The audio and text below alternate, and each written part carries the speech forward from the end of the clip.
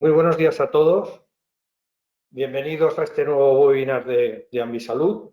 Bueno, yo soy Policarpo González del Valle, socio director de Aire Limpio y actuaré como coordinador de esta sesión online de hoy, ¿no? La sesión de hoy es muy interesante, ¿no? Ya que las evidencias científicas ya son lo suficientemente probadas como para saber que el contagio por airborne, por aerosoles, en suspensión es un factor de la infección por COVID en los edificios, ¿no?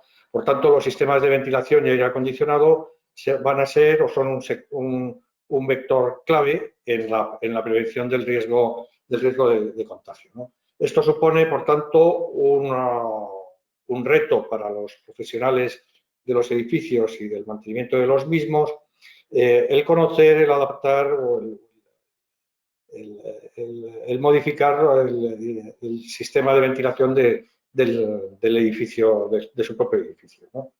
Distintas asociaciones, instituciones técnicas, tanto internacionales como nacionales, REBA, ASRAE, ATECIR, FEDECAI, han ido publicando a lo largo de estos meses distintos protocolos y los han ido adaptando para ayudarnos, digamos, en cómo adaptar estos sistemas. Ambisalud, como novedad en este campo, en esta materia, lo que ha hecho ha sido desarrollar un algoritmo que de 0 a 100, que mide 15 aspectos claves de los sistemas de ventilación y purificación y que va a dar un índice de seguridad del sistema para poder facilitar la toma de decisiones para los profesionales del mantenimiento de los edificios, ¿no? El ponente de hoy pues, es de sobras conocidos por ustedes, es Paulino Pastor. Paulino Pastor es el director general de la consultora de calidad de aire Ambisalud. Es también presidente de FEDECAI, de la Federación de Empresas de Calidad de Aire Interior, miembro del Comité Técnico de ATECIR y, bueno, y un profesional de gran prestigio, tanto nacional como internacional, en este campo de la calidad del aire interior en los edificios, ¿no? Bueno, buenos días a todos. Muchas gracias por asistir a este nuevo webinar de Ambisalud, en el que vamos a desarrollar el concepto del índice de seguridad basado en las recomendaciones, como ya bien ha dicho Poli, que han emitido diferentes entidades, el Ministerio de Sanidad y algunas entidades de tipo, digamos, asociativo, como pueden ser ATECIR, REBA, etcétera. El índice va a estar basado principalmente en las recomendaciones del Ministerio de Sanidad, pero hay algunos aspectos que nosotros como Ambisalud consideramos relevantes o bien otras asociaciones han incluido en sus listas de recomendaciones y sin embargo no están recogidas en las recomendaciones propias del Ministerio. Entonces, digamos que habrá dos niveles, un nivel básico de cumplimiento estricto de las recomendaciones del Ministerio y un, vamos a llamarlo así, nivel avanzado de cumplimiento de recomendaciones que desde el punto de vista de Ambisalud consideramos que también tienen su importancia y su relevancia. Son recomendaciones, como ya se ha dicho, encaminadas a evitar o a minimizar tanto como se pueda las infecciones a través de los aerosoles de pequeño tamaño y no las gotas grandes, digamos, típicas, que ya sabemos que esas nos protegemos de ellas a través del distanciamiento, etcétera, sino aquellos aerosoles que pueden quedar en suspensión durante más tiempo. Y las recomendaciones, lógicamente, van a estar basadas en diferentes tecnologías o diferentes capacidades que tienen las instalaciones de climatización y ventilación. Todas estas recomendaciones que vamos a comentar están destinadas pues, a los edificios de uso, vamos a llamarlo así, de uso público, edificios de sedes de grandes empresas, centros comerciales, centros de transporte, pero también podrían aplicarse a escuelas, universidades. A priori, salvo para determinadas zonas, no lo extenderíamos en su globalidad para centros sanitarios por las peculiaridades que tienen este tipo de entornos. Pero sí que es cierto que en determinadas zonas de los centros sanitarios, como puede ser áreas hospitalarias, quiero decir, donde se encuentran hospitalizados los enfermos, etcétera, que no son áreas críticas, podría ser también de alguna forma aplicable. Las recomendaciones, lógicamente ahora que estamos en este momento de pandemia, pues están pensadas desde este punto de vista, pero en realidad muchas de las cosas que vamos a comentar aquí también podrían ser políticas que se podrían aplicar cuando esperemos que sea pronto esta pandemia tan grave que sufrimos se acabe. Todos los años tenemos esos momentos de incrementos de gripes, catarros, etcétera. Bueno, pues en su medida, estas recomendaciones también podrían convertirse en políticas que se podrían aplicar en momentos puntuales, probablemente no con tanta intensidad, pero sí de alguna forma podríamos ir ajustando nuestros sistemas de ventilación, climatización en función de la época del año y tener algún especial cuidado, como digo, en estos momentos pues, que suelen coincidir con estas épocas de incremento de gripes, catarros y resfriados, porque al final los mecanismos de transmisión son muy parecidos a los que vamos a tener en esta época de COVID, ¿no? Ya comentaba también Policarpo que hay muchas evidencias científicas, hay muchísimos estudios realizados hasta la fecha que nos hablan y que nos están de alguna forma transmitiendo que la transmisión del virus por aerosoles pues es una vía que no tenemos que desdeñar ni muchísimo menos, ¿no? Y hay un artículo de este profesor universitario de la Universidad de Colorado, José Luis Jiménez, en el que en la revista Time, que el título pues es muy llamativo, ¿no? Y va muy directo al grano, ¿no? Nos dice que ya tenemos suficiente evidencia que es el momento de actuar, ¿no? Y también en el cuerpo del artículo hace una referencia a que este mismo problema o este mismo error se cometió con la tuberculosis. Desde al principio se pensaba que la tuberculosis solo se transmitía por un contacto cercano, directo, con gota grande, y al final, pues muchos estudios han probado ya sin duda, sin lugar a duda, que la tuberculosis se transmite a través de aerosoles a mucha más distancia de la inmediata, ¿no? del entorno cercano. Tenemos que partir de esa base, tenemos que partir de la idea de que la transmisión por aerosoles está ahí, que es posible, y tenemos que luchar contra esa transmisión. Esta vía que se ponía a través de la Organización Mundial de la Salud como una vía todavía no totalmente probada, pues yo creo que poco a poco vamos teniendo esas evidencias, ¿no?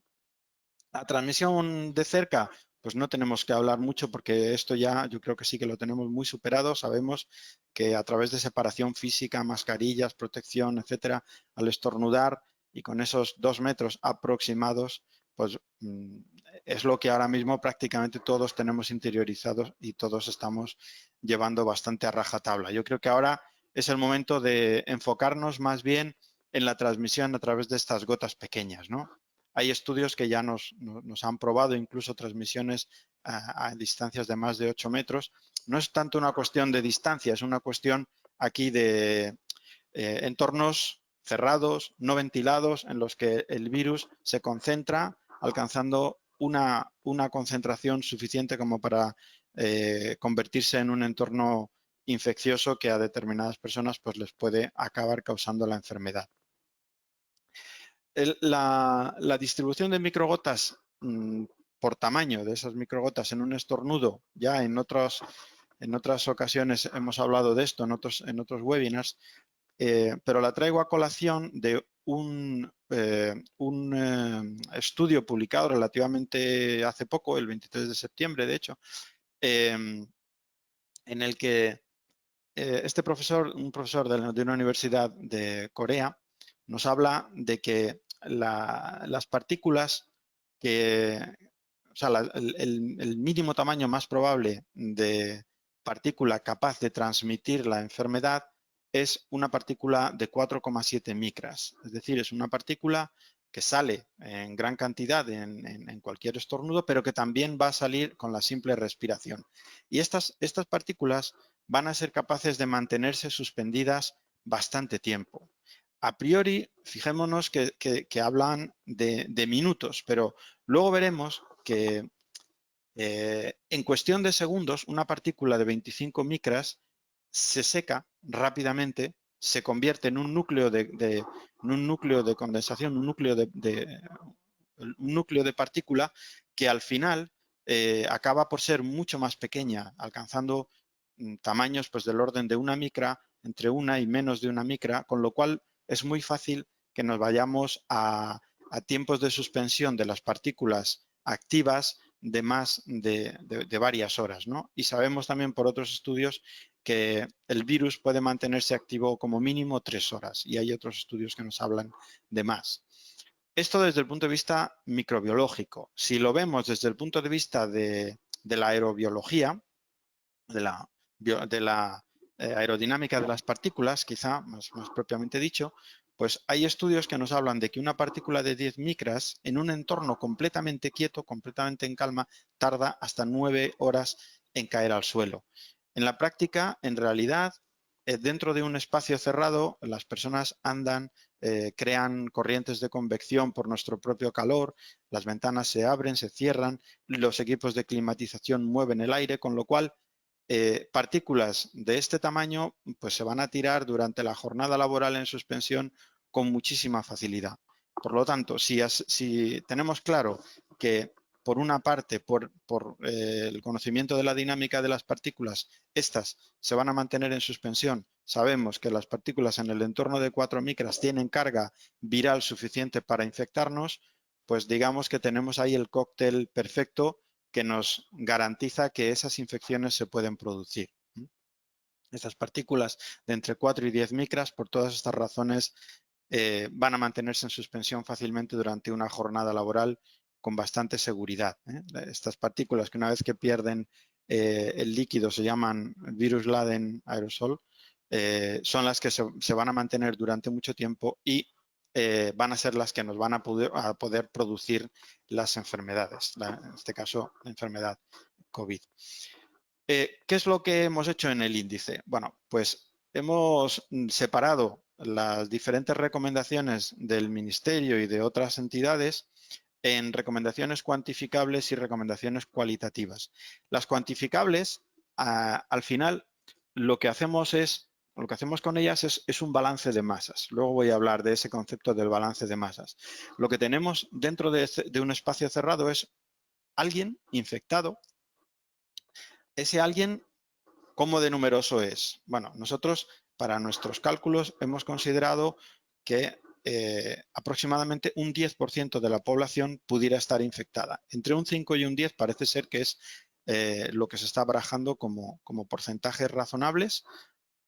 Nosotros hemos ido a una situación un poquito de mayor seguridad, poniendo 1 de cada 10 personas podría potencialmente, aun siendo asintomática, estar siendo un generador de contaminación, en concreto del virus SARS-CoV-2, dentro de un espacio cerrado.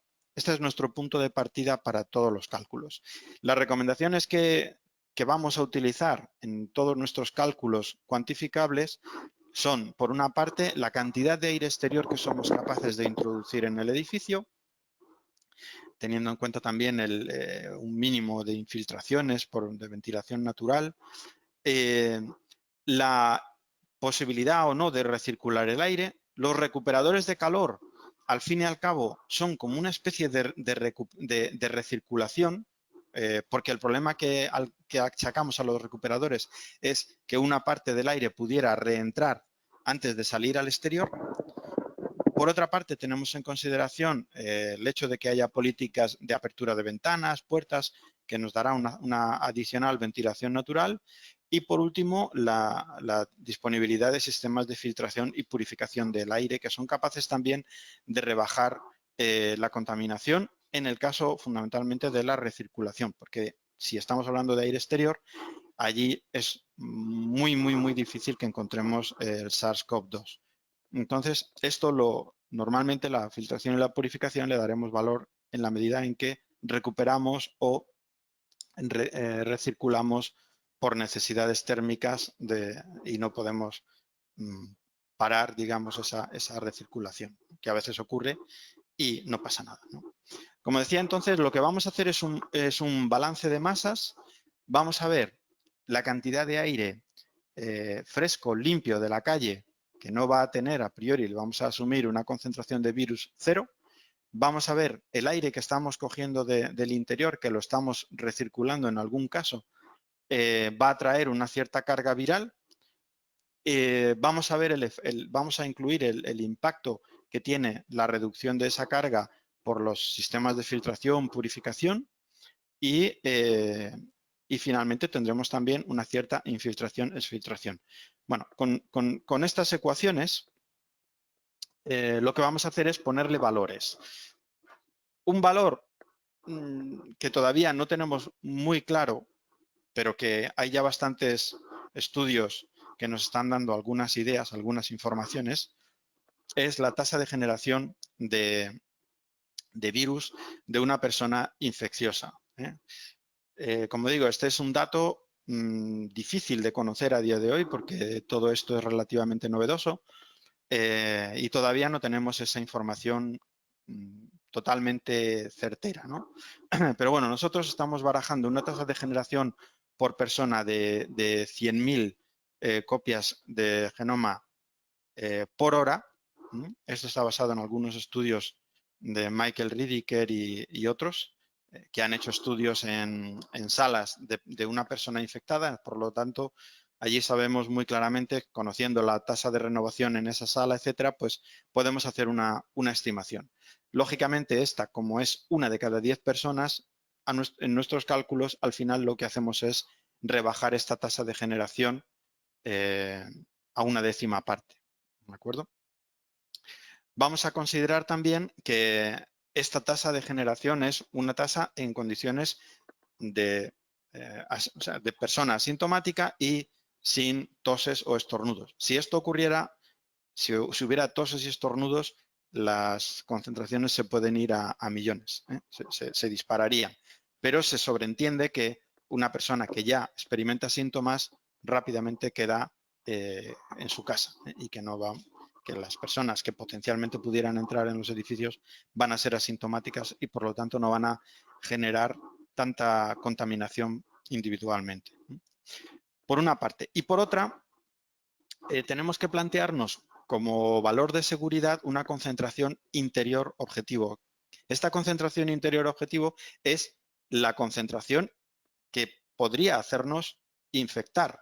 Es decir, cuánto hay en el ambiente, cuántas copias de genoma tenemos en el ambiente por metro cúbico que nos hacen contraer la enfermedad. También este es un dato que no se conoce a día de hoy con total seguridad. Hemos tenido que acudir a datos parecidos de gripe, de SARS, etcétera. Tampoco hemos establecido un valor único, sino que tenemos una banda que nos da varios tipos de seguridad, digamos, ¿no? Varios niveles de seguridad. Este es un dato, como digo, todavía muy incierto. Pero independientemente de que estos valores que nosotros estamos utilizando sean los valores absolutos reales o no, que valores absolutos va a ser muy difícil que los tengamos incluso en el futuro porque hay 1000 factores que influyen, ¿no? O la persona se va a infectar o no en función de sus características personales. Puede haber gente con un sistema inmunitario más potente que otros, etcétera. Entonces, va a ser muy difícil que tengamos estos valores. Pero, en realidad, lo que nosotros hacemos es partir de unos datos y esos datos utilizarlos como regla de medir, como comparación. En realidad, no nos interesan tanto los valores absolutos como los valores relativos. Yo lo que digo es, para una ventilación determinada, ¿qué concentración interior obtengo? Esta. Y esa cómo de lejos o de cerca está de mi concentración objetivo y cómo se separa con respecto a las concentraciones que obtenemos con otros niveles de ventilación. Por lo tanto, es una herramienta basada en datos probablemente cercanos a la realidad, pero que en definitiva es una herramienta relativa, es decir, que se autocompara. Partimos de decir, pues, con esta ventilación nuestro nivel de seguridad es X y con ventilaciones inferiores el nivel de seguridad será un poco más bajo, X menos Y, digámoslo así, ¿no? Luego tenemos otra serie de recomendaciones que no podemos cuantificar, no podemos meterlas en el balance de masas, porque a priori, pues cuestiones como modificar el control o monitorizar, verificar los caudales, etcétera, pues son elementos preventivos que sabemos que nos van a dar más seguridad, pero es muy difícil cuantificar cuánta seguridad nos van a aportar, y a estas, como repito, lo que estamos haciendo es una herramienta de comparación relativa entre situaciones, entre escenarios. Lo que vamos a hacer es darle mayor seguridad a los escenarios pues, que están cumpliendo las recomendaciones de las entidades que estamos utilizando como referencia, ¿no? Entonces, si vemos cada uno de los ítems, pues partimos como el ítem principal, que es la ventilación. Pues la ventilación, ya lo hemos dicho también en algún otro webinar anterior, depende. Aquí el valor de referencia son los litros segundo persona, los metros cúbicos hora persona, y por lo tanto aquí tenemos dos elementos con los que trabajar. El caudal de aire total que somos capaces de introducir en el edificio y el aforo máximo que vamos a permitir. Partimos entonces de la base de que necesitamos conocer con mucha precisión, con la máxima precisión, ese caudal de aire total. Es decir, tendremos que ver cómo está trabajando nuestro sistema, tendremos que acudir a qué está ocurriendo en nuestro sistema de control, tendremos que medir físicamente en las tomas de aire exterior la cantidad de aire que estamos introduciendo, también, muy importante, tendremos que confirmar el correcto funcionamiento de los sistemas. Tendremos que chequear que, pues nos ha pasado ya en algunas de las inspecciones que estamos haciendo, que vamos al BMS, vamos al sistema de control y a priori nos está diciendo que estamos metiendo 100% aire exterior, pero luego resulta que el servomotor está estropeado, la varilla se ha separado, cualquier cosa, ¿no? Entonces, muy importante, esto es una operación de mantenimiento, pero que nosotros como Ambisalud y como tercera parte pues ayudamos a confirmar, chequear y a dar fe, digamos, de que eso es así. Es muy importante que esto quede confirmado, que no haya ninguna sombra de duda de que si tenemos un dato escrito en un papel que dice que aquí están entrando 10.000 metros cúbicos, estos metros cúbicos de verdad están entrando. No estamos ahora mismo en una situación en la que podamos jugar o trabajar exclusivamente con caudales nominales o caudales de proyecto que podamos ver en un papel. Tenemos que irnos al terreno y asegurarnos que lo estamos midiendo y chequeando de verdad. ¿De acuerdo?